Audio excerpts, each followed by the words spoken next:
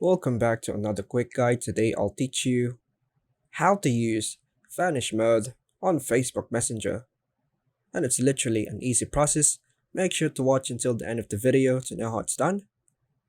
Using Vanish mode on Facebook Messenger for Android is a handy way to have conversations that disappear after they're seen or when you close the chat.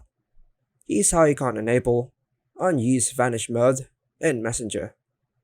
Firstly, launch the Facebook Messenger app on your Android device, open an existing chat, or start a new conversation with the person you want to use Vanish mode with. Tap on the eye on the top right, then scroll to the bottom, then find disappearing message. Tap on it, then choose 24 hours. Now, go back.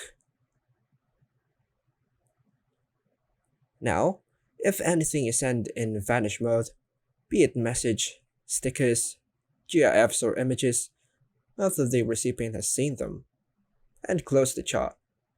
Just like the messages you send, any received messages will also disappear after you've seen them and exited the conversation.